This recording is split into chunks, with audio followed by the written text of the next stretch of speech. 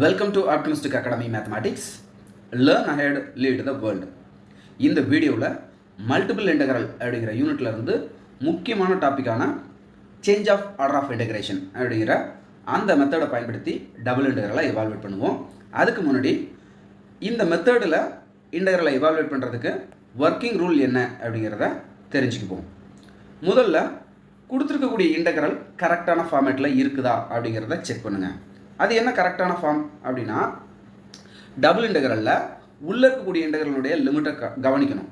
அங்கே எக்ஸ் அப்படிங்கிற variable involve ஆயிருந்ததுன்னா ஃபங்க்ஷனுக்கு அப்புறம் இங்கே dy இருக்கணும் உள்ளுக்கு, அப்புறம் வெளியில் dx இருக்கணும். சப்போஸ் இந்த இடத்துல y அப்படிங்கிற வேரியபிள் இன்வால்வ் ஆயிருந்ததுன்னா, உள்ளே இருக்கக்கூடிய இன்டெக்ரலில் yங்கிற வேரியபிள் இன்வால்வ் ஆயிருந்ததுன்னா இந்த பிளேஸில் dxும் வெளியில் dy இருக்கணும். இதுதான் கரெக்டான ஃபார்ம். அப்படி கொடுக்கலனாலும் நாம் கரெக்டான ஃபார்முக்கு சரி பண்ணி எழுதிக்கணும். அடுத்த ஸ்டெப் என்ன பண்ணணும், இன்டெக்ரலுடைய அப்பர் லிமிட் லோவர் லிமிட் மொத்தமாக 4 லிமிட் இருக்கும். அதை 4ஐயும் எடுத்து எழுதணும். நமக்கு 4 ஈக்குவேஷன்ஸ் கிடைக்கும். அந்த 4 ஈக்குவேஷனையும் xy பிளேனில் வரையணும். ஸோ 4 கர்வ் கிடைக்கும். அந்த 4 கர்வுக்கும் நடுவில் இருக்கக்கூடிய ரீஜன் தான் ரீஜன் ஆஃப் இன்டெகிரேஷன். இந்த ரீஜன் ஆஃப் இன்டெகிரேஷனை கண்டுபிடிச்சிட்ட பிறகு ஆர்டரை சேஞ்ச் பண்ணுங்கள். அதாவது dx dy அப்படின்னு கரெக்டான ஃபார்மில் இருந்ததுன்னா அதை dy dxன்னு மாற்றி எழுதிக்கிங்க. சப்போஸ் dy dx அப்படின்னு கரெக்டான ஃபார்மேட்டில் இருந்ததுன்னா அதை dx dy அப்படின்னு மாற்றி எழுதிக்கிங்க. அடுத்த ஸ்டெப் என்ன பண்ணணும்னா, புதுசாக லிமிட் கண்டுபிடிக்கணும். கண்டுபிடிச்ச லிமிட்டை இன்டெக்ரலில் சப்ஸ்டியூட் பண்ணி இன்டெக்ரலை இவால்வேட் பண்ண வேண்டியது தான். சரி, இப்போது ப்ராப்ளம் ஒன்று ஒர்க் அவுட் பண்ணுவோம். ப்ராப்ளம் என்ன அப்படிங்கிறத பாருங்கள். Change the order of integration.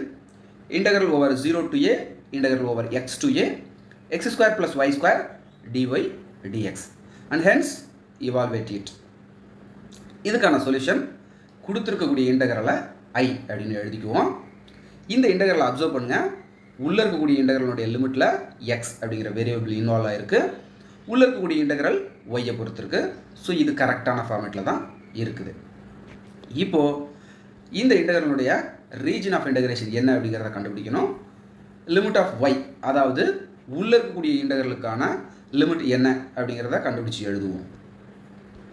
Lower limit x, அதனால் y ஈக்குவல் டு எக்ஸ் அப்படின்னு எழுதுகிறோம். அப்பர் லிமிட் a, அதனால் y ஈக்குவல் டு a அப்படின்னு எழுதியிருக்கோம். அதே மாதிரி வெளியில் இருக்கக்கூடிய இன்டெக்ரல் எக்ஸை பொறுத்து. ஸோ லிமிட் ஆஃப் x என்ன அப்படின்னு பார்த்தோம்னா, lower limit x equal to 0, upper limit x equal to a. நம்மள்கிட்ட 4 ஈக்குவேஷன்ஸ் இருக்குது. இந்த 4 ஈக்குவேஷனுக்கான கர்வை xy பிளேனில் வரையணும். xy பிளேனை எடுத்துக்குவோம். x ஆக்சிஸ் y ஆக்சிஸ் வரைஞ்சிருக்கோம். அதில் இந்த line y equal to x அப்படிங்கிறது, அடுத்ததான் y ஈக்குவல் டு a அப்படிங்கிற லைனை வரைஞ்சிருக்கோம். இங்கே y ஈக்குவல் டு எக்ஸ் அப்படிங்கிறது lower limit, y equal to a அப்படிங்கிறது அப்பர் லிமிட். இப்போ நமக்கான ரீஜன் ஆஃப் இன்டெகிரேஷன் அப்படிங்கிறது இந்த லைனுக்கும் கீழே, இந்த லைனுக்கும் மேலே. ஸோ இந்த போர்ஷன் தான் ரீஜன் ஆஃப் இன்டெகிரேஷனாக வரும். அதில் இன்னும் 2 ஈக்குவேஷன் இருக்கு இல்லையா, அதையும் வரைவோம். என்ன அப்படின்னா, அதுக்கு முன்னாடி இந்த 2 லைனும் இன்டர்செக்ட் ஆகுது. இன்டர்செக்ட் ஆகக்கூடிய இந்த பாயிண்ட்டை ஏ அப்படின்னு எழுதுக்குவோம்.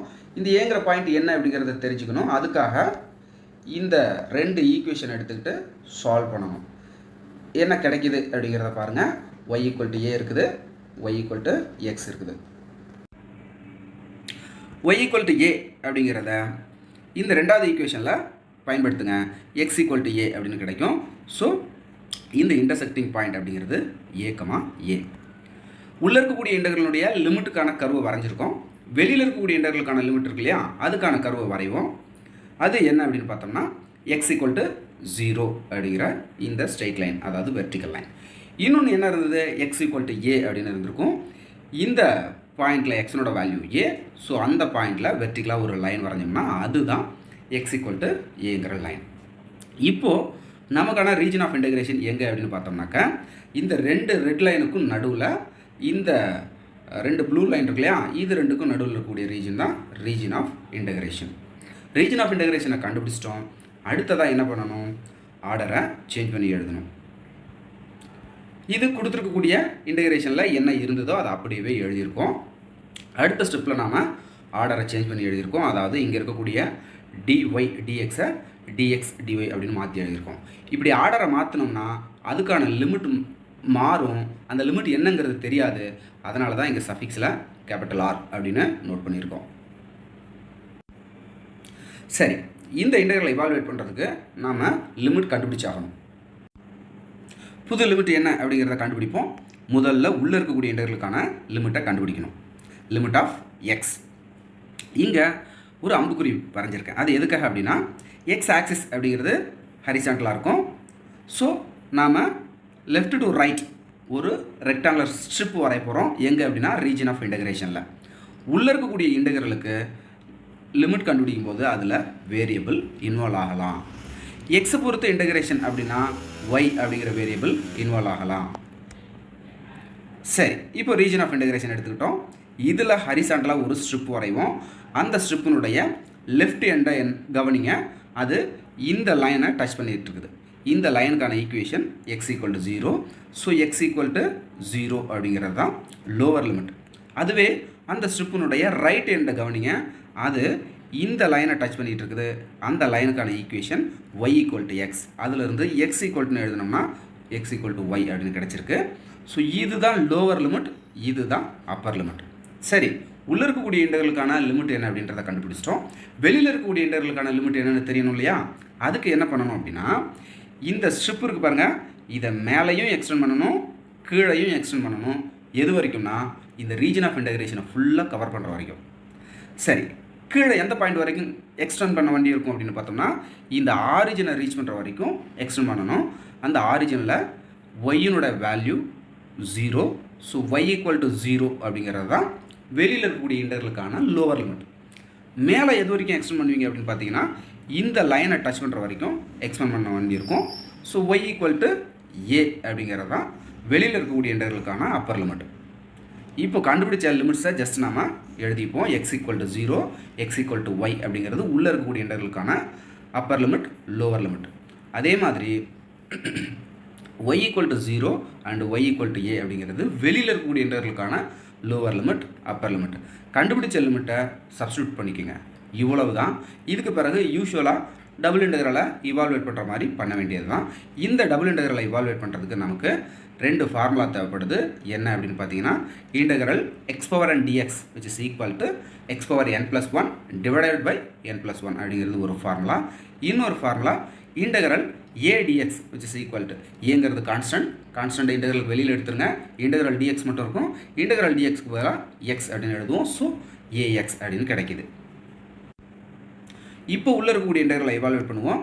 ஃபஸ்ட்டு டேர்ம் என்ன இருக்குது பாருங்கள், x² அப்படின்னு இருக்குது.